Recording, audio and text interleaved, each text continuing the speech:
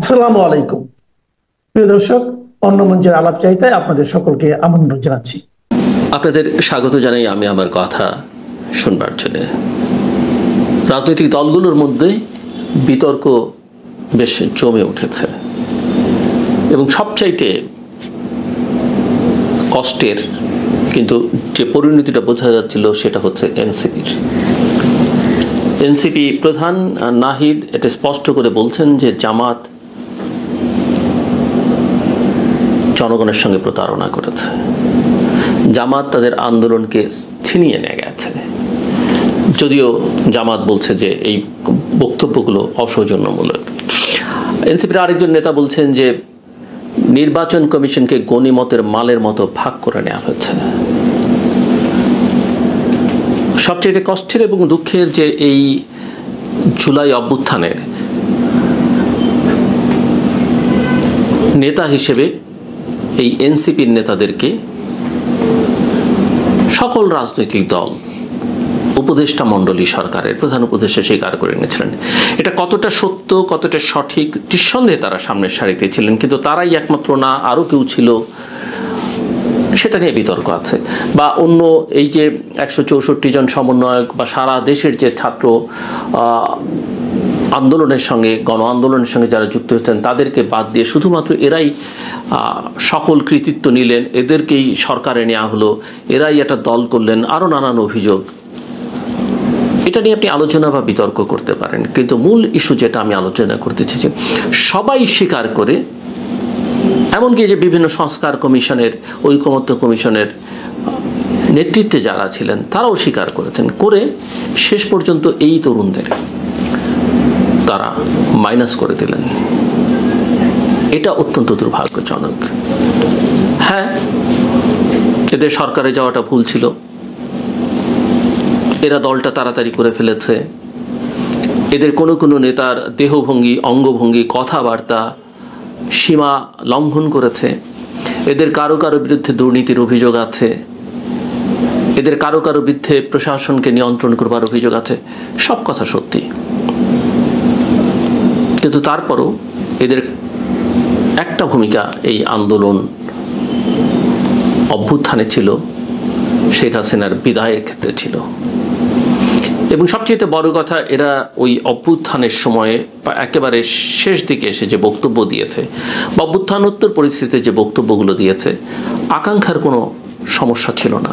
আমি এই কথা বলেছি, আমি যখনই এনসিপির নেতাদের বা এই তরুণদের সমালোচনা করেছি, আমি কিন্তু একই সঙ্গে এটাও বলেছি, যেদের যারা ম্যান্টোর প্যাট্রন আছেন সরকারের ভেতরে, সরকারের বাইরে, দেশে বিদেশে, এরা আসলে এদেরকে ব্যবহার করছেন।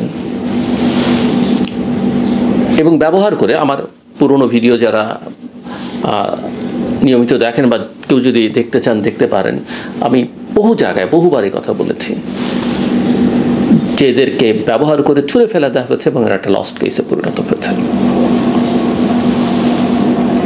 আমি মনে করি নাহিদ একবার, সম্ভবত নাহিদ ইসলাম বলেছিলেন যে এরা সেফ এক্সিটের জন্যে নানান দলের সঙ্গে নানান জায়গায় যোগাযোগ করছে, বা এমন কথাও কেউ কেউ বলেছেন এদের কথা আসলে বাইরে প্রকাশ করে দিলে এরা মুখ দেখাতে পারবে না। আমি মনে করি নাহিদদের এখন সময় এসছে, তারা বেশ খানিকটা ক্ষতিগ্রস্ত হয়েছেন ইতিমধ্যেই। খুব নিকট ভবিষ্যতে তাদের জন্য তেমন কোনো সম্ভাবনা দেখা যাচ্ছে না। তারা বেশ খানিকটা ঝুঁকিত আগামী দিনগুলোতে থাকবেন, বাংলাদেশের রাজনীতি যে জায়গায় এসে দাঁড়িয়েছে। কিন্তু আমি মনে করি আবার সাহসের সঙ্গে তাদের অনেকের মুখোশ উন্মোচন করে দেওয়া উচিত। এই তরুণরাই পারবে সেই কাজটা করতে।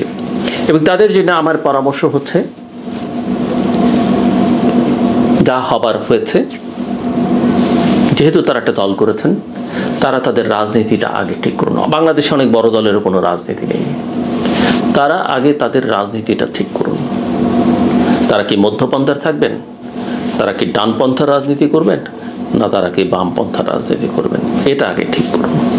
সুনির্দিষ্ট কিছু লক্ষ্য তারা ঠিক করুন, যে তারা বাংলাদেশকে কোথায় নিয়ে যেতে চান, কি দেখতে চান বাংলাদেশকে ঘিরে।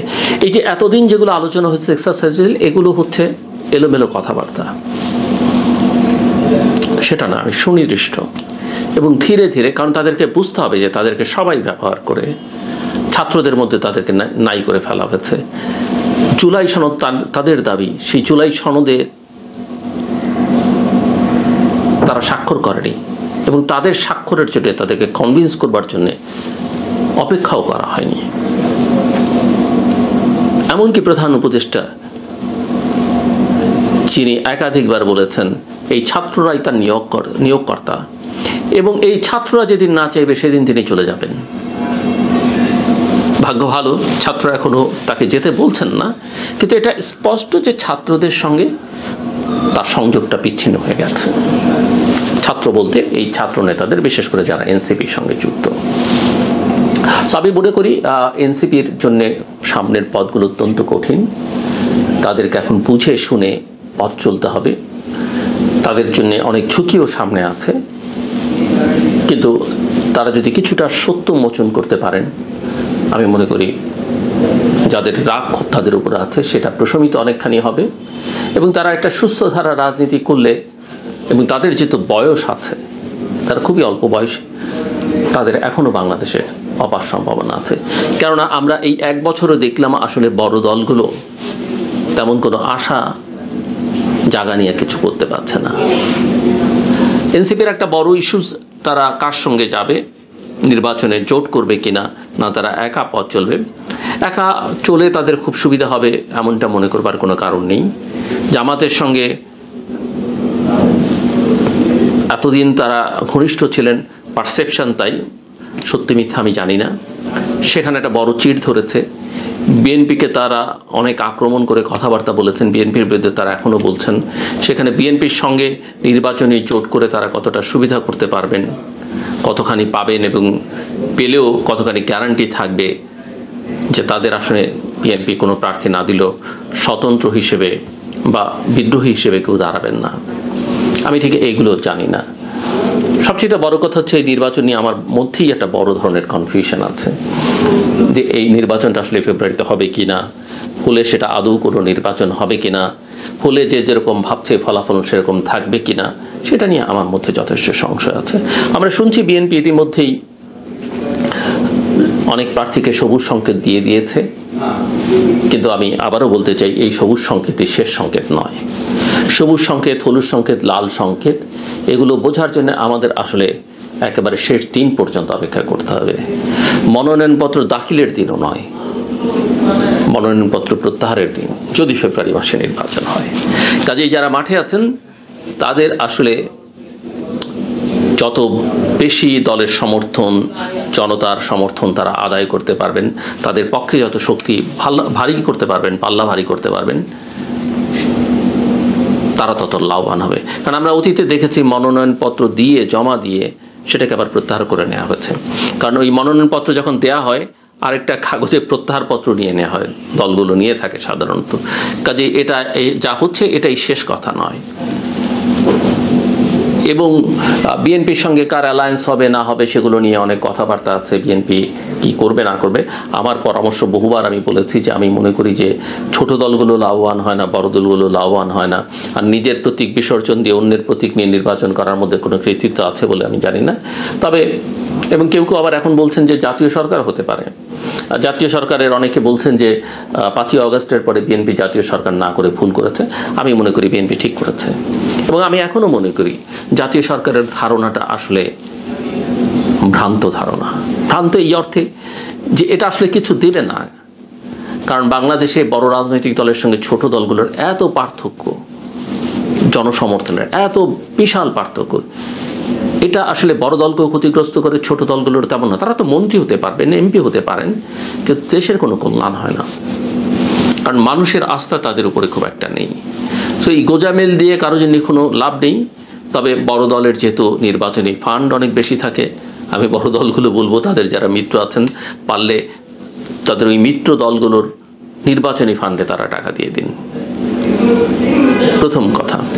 দ্বিতীয় কথা হচ্ছে যদি ক্ষমতায় যান, এই মিত্রদের যারা আপনাদের সঙ্গে আন্দোলন সংগ্রামে ছিল বা অন্যভাবে অন্যান্য দলেরও যারা মিত্র আছেন তাদেরকে তারা যেন দলটা তৈরি করতে পারে, তার যে আর্থিক সংকট সেটা একটু দূর করবার চেষ্টা করবেন।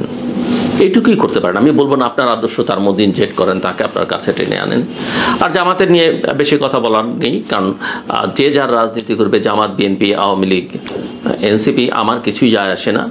বাট অ্যাজ অ্যান অ্যানালিস্ট আমি আমার বিশ্লেষণটা করি, কোনটা ভালো আমার চোখে, কোনটা মন্দ সেটা বলবার চেষ্টা করি। প্রত্যেকটা দলের অধিকার আছে, এবং আমি যেহেতু নানা কাজের সঙ্গে যুক্ত, আমি চাই আমার কাজের মধ্যে সবাইকে অন্তর্ভুক্ত করতে। সো আমার কোনো পক্ষপাতিত্ব নেই। তবে জামাত সম্পর্কে আমি এর আগেও বলেছি যে জামাত ইতিহাসে খুব কম সময়ে রাইট ট্র্যাকে থেকেছে। এটা একটু সবার বিবেচনা করার দরকার, জামাতেরও বিবেচনা করা দরকার। জন্মের পর থেকেই জামাত এটা করেছে, কখনই ইতিহাসের সঠিক পথে জামাত থাকেননি। পাকিস্তান আমলের কথা বলি, বাংলাদেশের স্বাধীনতা সংগ্রামের কথা বলি, স্বাধীনোত্তর বাংলাদেশের, এবং জামাত বড় দলগুলোর সঙ্গে সখ্যতার নামে তারা তাদেরকে বিভ্রান্ত করেছে। 1986 সালে যখন আওয়ামী লীগ নির্বাচনে যায়, 5 দল এবং বিএনপি নির্বাচনের বাইরে থাকলো, কারণ বিএনপি এবং 5 দলীয় জোট বামপন্থীরা তারা তাদের কথা রেখেছিল। আওয়ামী লীগ সেই নির্বাচনে যায় একদিনের ব্যবধানে, যে আগে বলেছে যারা নির্বাচনে যাবে এরশাদের অধীনে তারা জাতীয় বিমান, পরের দিনে গেছেন শেখ হাসিনা। জামাতও গেছে, এবং জামাতের সেখানে ভূমিকা ছিল। একই রকমভাবে বিএনপির রাজনীতিতেও জামাত অনেক সময়ে অনেক প্রভাব বিস্তার করেছে। এই 18 নির্বাচনে যাওয়া থেকে শুরু করে এর আগে পরে বিভিন্ন সময়, যারা অনেক কিছু বিএনপির জন্য শেষ পর্যন্ত ইতিবাচক হয়নি। এবারও দেখেন এই যে এনসিপি কিভাবে বিভ্রান্ত হলো। জামাত কি বলেছে? জামাত বলেছে পিআর ছাড়া তারা জুলাই সনদে স্বাক্ষর করবে না। জামাত কি বলেছে? জামাত বলেছে যে জুলাই সনদের আইনি ভিত্তি ছাড়া এই সনদে তারা স্বাক্ষর করবে না, যেটা এনসিপি বলেছে। এনসিপি তার কথা রেখেছে, জামাত কিন্তু কথা রাখেনি, তো তারা গিয়ে স্বাক্ষর করেছে।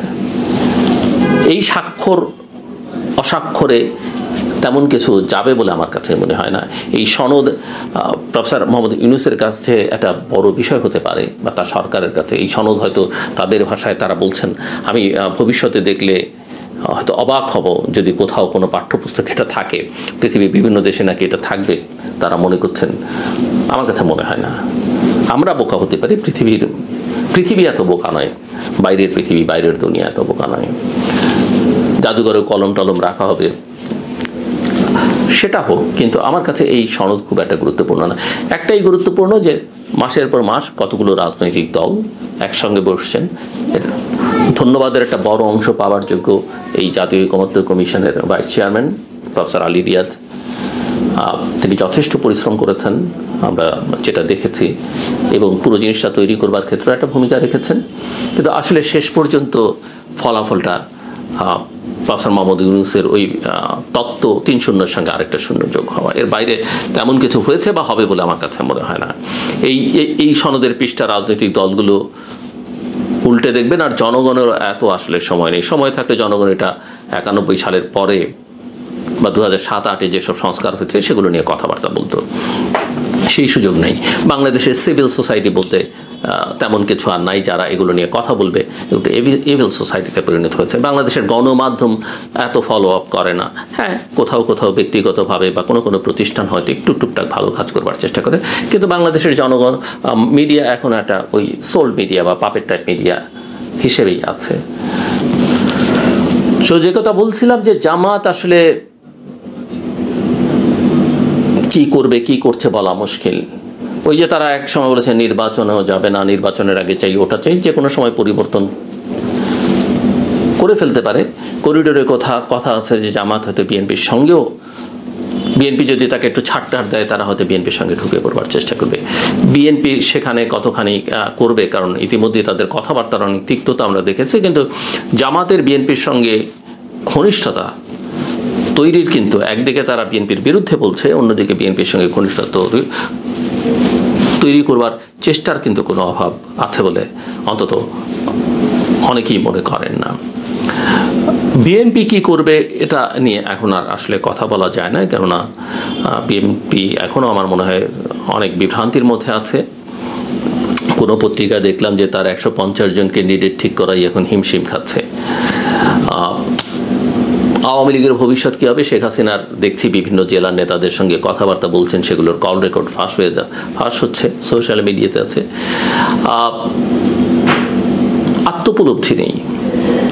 যেটা আসলে আওয়ামী লীগের বেশ খানিকটা থাকা দরকার ছিল। এটা না হলে মানুষ এইসব কথাবার্তা যেগুলো এখন সোশ্যাল মিডিয়াতে আমরা শুনি বা দেখি, মানুষ আসলে সহানুভূতি যেটুকু নানা কারণে কারো মধ্যে তৈরি হচ্ছে সেটাও শেষ পর্যন্ত থাকবে না।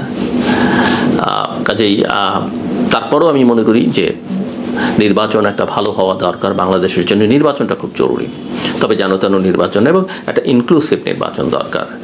আর সেনাবাহিনী নিয়ে অনেক কথা, নির্বাচন কমিশন ইতিমধ্যে বৈঠক করছে, সবাই বলছে প্রস্তুত। আমি কোনো প্রস্তুতির লক্ষণ দেখি না। দেশের আইন শৃঙ্খলা পরিস্থিতি প্রতিদিনই কোথাও না কোথাও অগ্নিকাণ্ডের ঘটনা ঘটছে, সেগুলো নিয়ে যথেষ্ট সংশয় আছে। রাজনৈতিক সহিংসতা, সংঘাতের পরিস্থিতি কী হবে আমরা জানি না। যদিও প্রফেসর ইউনূস বলেছেন যে আমরা একটা নির্বাচন করে ফেলি না, রাজনৈতিক দলগুলো পুলিশ নিয়ে এত চিন্তা করার দরকার কি, তাদেরকে দরকার কি, তিনি হয়তো সেনাবাহিনীকে ইঙ্গিত করেছেন। বাট আমি জানি না বাংলাদেশের মতো দেশে সেনাবাহিনী পুলিশ ছাড়া কোনো ভালো নির্বাচন করা সম্ভব কিনা, নির্বাচনই আদৌ করা সম্ভব কিনা, সেটা একটা বড় প্রশ্ন। আমি মনে করি পুলিশের মনোবলকে বাড়াবার জন্য যত কাজ করা দরকার সেটা অনেক বেশি করা দরকার। সেনাবাহিনীর সঙ্গে সরকারের দূরত্বটা, সরকার বা সেনাবাহিনী স্বীকার করুক কিংবা না করুক, সেটা যথেষ্ট দূরত্ব আছে। সেনা কর্মকর্তাদের বিচারের প্রসঙ্গ নিয়ে সমাজে নানা রকমের মত আছে। কারো মতে জেনারেল ওয়াকারকে সরিয়ে দিতে হবে বা তিনি সকল অনিষ্টের মূল, একথা আমি একমত নই। এবং আমি মনে করি জেনারেল ওয়াকারের বিরুদ্ধে কোনো রকমের ব্যবস্থা বা তাকে অসম্মানিত করবার যে প্রয়াস, সেটা আসলে সেনাবাহিনীকেই আরও বিপদের মধ্যে ঠেলে দিবে, সেনাবাহিনীর ভেতরে আরও অস্থিরতা তৈরি করবে এবং সেই অস্থিরতার ঢেউ কিন্তু শেষ পর্যন্ত ক্যান্টনমেন্টের বাইরে এসেও পড়তে পারে, লাগতে পারে, যেটা হয়তো আমাদের কারোর জন্যই কল্যাণকর হবে না। কিন্তু মূল কথা হচ্ছে যে সেনাবাহিনীকেও অনবোর্ড করা উচিত এবং সেনাবাহিনীকে একটা পেশাদার সেনাবাহিনী হিসেবে যেভাবে চলা উচিত সেভাবে চলতে দেওয়া উচিত। কথায় কথায় সেনাপ্রধানের বিরুদ্ধে, সেনাবাহিনীর বিরুদ্ধে কিংবা ক্যান্টনমেন্টের বিরুদ্ধে যে বক্তব্য, এই বক্তব্য আসলে এক ধরনের উস্কানিমূলক, দেশের স্বাধীনতা সার্বভৌমত্বকে বিপন্ন করবার জন্যে এবং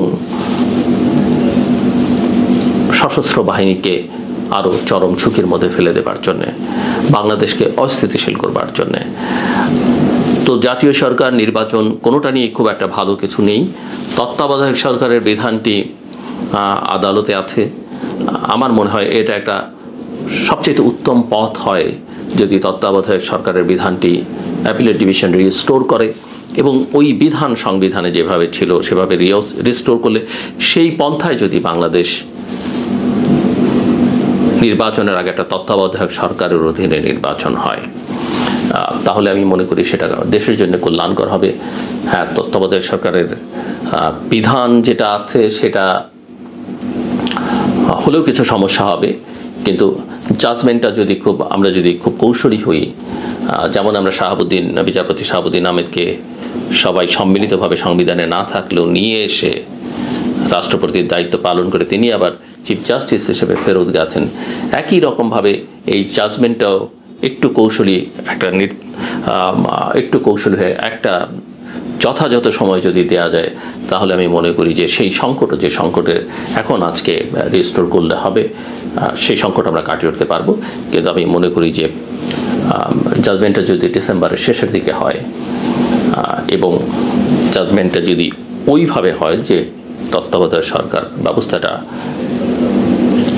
রিস্টোর করা, তাহলে বাংলাদেশের যে সংকট আছে সেই সংকট সমাধানের এটা একটা পথ। সেখানে অবশ্য নির্বাচন কমিশন, প্রশাসন, সেনাবাহিনী, আইন শৃঙ্খলা রক্ষাকারী বাহিনী এবং রাজনৈতিক দলগুলোর মধ্যেও এক ধরনের সমঝোতা দরকার হবে। আর না হলে যেন তেন প্রকারের একটা নির্বাচন বাংলাদেশের ভালো কিছু হবে না, বরং আরো চরম বিপদে কেন। একসাথে 6টি আন্তর্জাতিক মানবাধিকার সংগঠন ইউনূস নেতৃত্বাধীন অন্তর্বর্তী সরকারকে একটি খোলা চিঠি লিখেছে। এই চিঠিতে র‍্যাব বিলুপ্তি, আওয়ামী লীগের নিষেধাজ্ঞা প্রত্যাহার সহ মানবাধিকার সংক্রান্ত মোট 12 দফা পদক্ষেপ নিশ্চিত করার দাবি জানানো হয়েছে। এই আন্তর্জাতিক সংস্থাগুলো হলো human rights watch, Civicus, committee to protect journalist, fortify rights, Robert F Kennedy human rights এবং টেক গ্লোবাল ইনস্টিটিউট।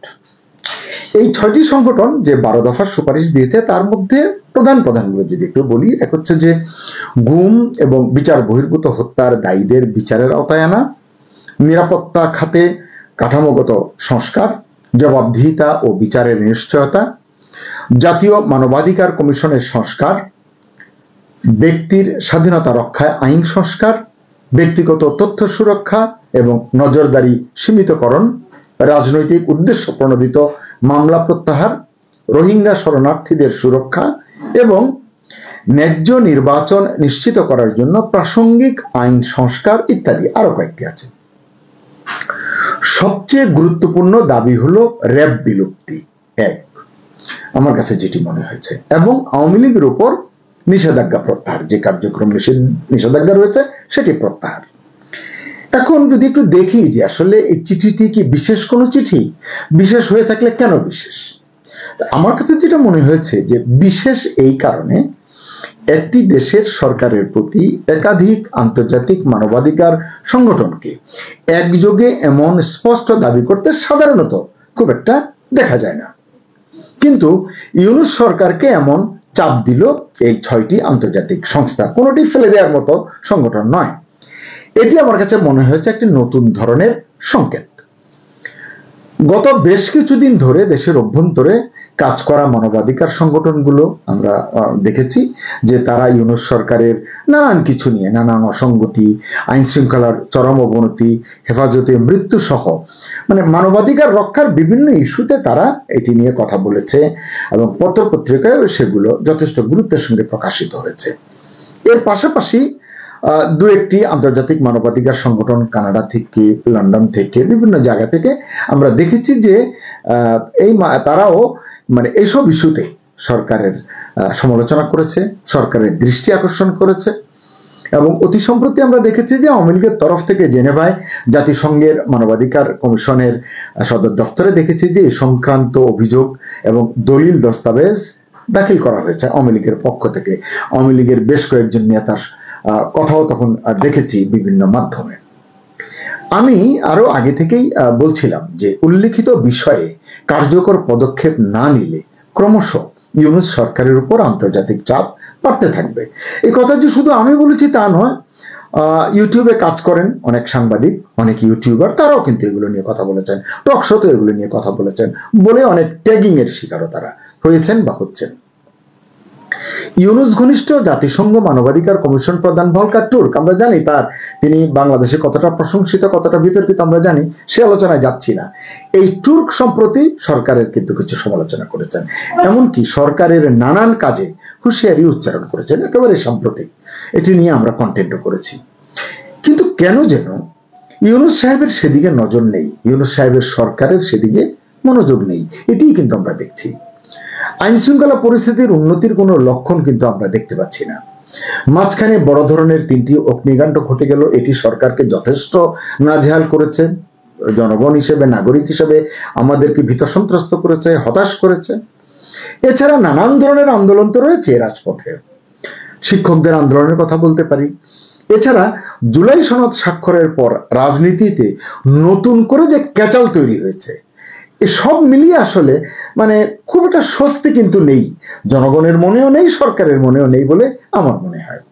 এরই মধ্যে এই 6 মানবাধিকার সংস্থার এই ধরনের সুস্পষ্ট চাপ, আসলে সুনির্দিষ্ট দাবি করেছে তারা। এটিকে সরকার কিভাবে দেখছে আমি জানি না, তবে এটি যে রাজনৈতিক ও মানবাধিকার দৃষ্টিকোণ থেকে সরকারের উপর চাপ বাড়ানোর কৌশল, তা বলার অপেক্ষা রাখে না। 2026 সালের ফেব্রুয়ারিতে নির্বাচন যদি হয়, সেই নির্বাচনকে সামনে রেখে এই চিঠির বক্তব্য, এই চিঠিতে উত্থাপিত দাবি এক প্রকার ভবিষ্যৎ রাজনৈতিক বিন্যাসের প্রস্তুতি বলে আমার মনে হচ্ছে। কারণ এই চিঠিতে 2টি বড় দাবি জানানো হয়েছে, বলেছি আগে। একটি হলো র‍্যাব বিলুপ্তির দাবি, মানে সংস্থাগুলো, এই 6টি সংস্থা নিরাপত্তা বাহিনীর অংশ হিসাবে র‍্যাবের ভূমিকা সম্পর্কে গভীর উদ্বেগ প্রকাশ করেছে। চিঠিটি বেশ বড়, আমি সংক্ষেপ করে সহজ করে আপনাদের সামনে উপস্থাপন করছি। তবে রাজনীতির অঙ্গনে আওয়ামী লীগের উপর নিষেধাজ্ঞা প্রত্যাহারের দাবি আওয়ামী লীগকে কিছুটা উজ্জীবিত করলেও সরকারকে বেকায়দা ফেলবার প্রস্তুতি বলে মনে হচ্ছে। সংস্থাগুলো স্পষ্ট করে বলেছে রাজনৈতিক দল নিষিদ্ধ থাকলে বহুদলীয় রাজনীতির স্বাভাবিক গতিবিধি ব্যাহত হয়। জানি না এখন সরকার কি বলবে। সরকার প্রধান তো ইতিমধ্যে বারবার বলেছেন অবাধ, সুষ্ঠু, গ্রহণযোগ্য নির্বাচন তিনি করতে চান, অনুকরণীয় নির্বাচন তিনি আয়োজন করতে চান, ঐতিহাসিক নির্বাচন উপহার দিতে চান। কিন্তু আমরা বারবারই প্রশ্ন তুলেছি, খেলার মাঠের অন্যতম একটি বৃহৎ দলকে খেলার বাইরে রেখে এই কেমন খেলা, এক পেশে হবে না সেই খেলা? এই প্রশ্ন আমরা কিন্তু তুলেছি, সবাই নয়, কেউ কেউ তুলেছেন। প্রধান নির্বাচন কমিশনারও বলেছেন কার্যক্রম নিষিদ্ধ থাকায় আওয়ামী লীগ আগামী নির্বাচনে অংশ নিতে পারবে না। তিনিও দাবি করছেন তারপরও যে অনুকরণীয় নির্বাচন করবেন। আমরা আওয়ামী লীগ ছাড়াও জানি জাতীয় পার্টি নির্বাচন করতে পারবে কিনা, তারা অংশ নেবে কিনা, এগুলো নিয়েও কিন্তু সংশয় রয়েছে। মানে এই যে সংশয়গুলো, সংকটগুলো, এসবের সন্তোষজনক সমাধান না করে সরকার চাইছে কেবলই কেতাবি কথা বলে স্বপ্নের ফানুস তৈরি করে মানুষকে বোলাতে। এখন দেশের অনেকেই এটা নিয়ে আসলে কথা বলছেন, আমরাও বলছি। এতে সরকার বা তাদের লোকজনের মন কিন্তু খারাপ হয়। তারা আমাদের কমেন্ট সেকশনে গেলেই বোঝা যায় তারা খুব মন খারাপ করেন, বাজে মন্তব্য করেন। কিন্তু এখন যে আন্তর্জাতিক 6টি সংস্থা বলছে, ধীরে ধীরে হয়তো আরো অনেক সংস্থা বলবে, অনেক দেশ বলবে, তখন সরকার কি করবে? ধরুন নয়, মানুন, নিশ্চিত আওয়ামী লীগ অন্যায় করেছে, অপরাধ করেছে। ঠিক আছে, এই অন্যায়ের কথা, অপরাধের কথা আপনারা জনগণকে বলুন, তাদেরকে বলুন আপনারা আওয়ামী লীগকে ছুড়ে ফেলুন, এটি দল নয়, এটি মাফিয়া, এটি খারাপ, যা যা বলবার আপনারা বলুন জনগণকে। সরকার বা সরকারের আশীর্বাদ পুষ্ট রাজনৈতিক যে দলগুলো আছে, মানে সরকারের ছায়ায় প্রচ্ছায় যারা আছে, তাদের বক্তব্য নিয়ে তারা যাক না মানুষের কাছে, জনগণের কাছে যাক। নির্বাচনের মানে দামার মতো বেজে উঠেছে, গিয়ে বলুক, আওয়ামী লীগের অন্যায়ের কথা বলুক, অপরাধের কথা বলুক, গুম, দুর্নীতি, লুটপাট যা যা আছে সবই তারা তুলে ধরুক মানুষের কাছে। মানুষকে বলুক এই দলকে বর্জন করতে। এটা যদি জনগণ বর্জন করে আমাদের কার কি করার আছে? তা না করে সরকারি পাওয়ার খাটিয়ে নির্বাহী আদেশে ষড়যন্ত্র করে একটি দলকে রাজনীতি থেকে, নির্বাচন থেকে দূরে রাখতে চাওয়া, এটি আসলে সরকারের যে ফেসিবাদী চেহারা, এটি মানুষের সামনে উন্মোচন করে দিচ্ছে।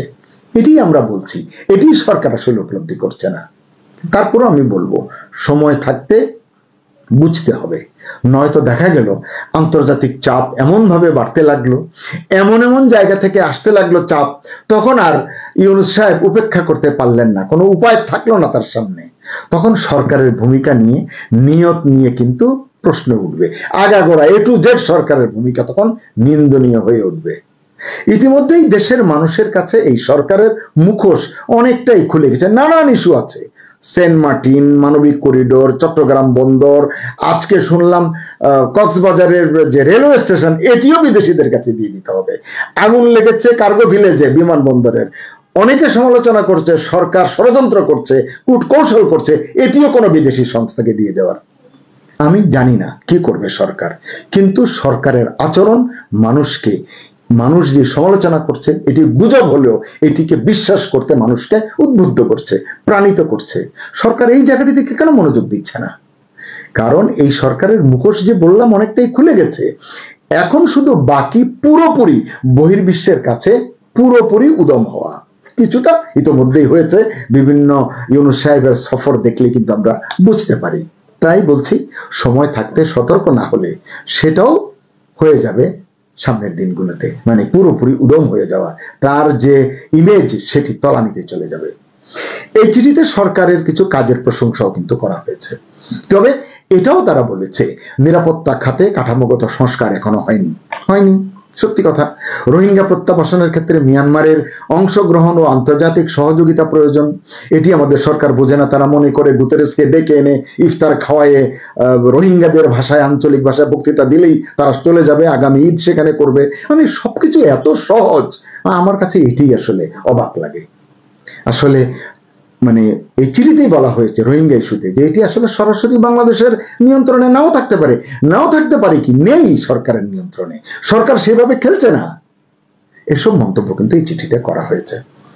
আমি জানি না সাধারণ মানুষের জন্য এই চিঠির আসলে সামগ্রিক অর্থটি কি। আমি বলবো সবকিছু নির্ভর করছে সরকারের সদিচ্ছার উপর। তবে সাধারণ ভোটারের কাছে, সাধারণ নাগরিকের কাছে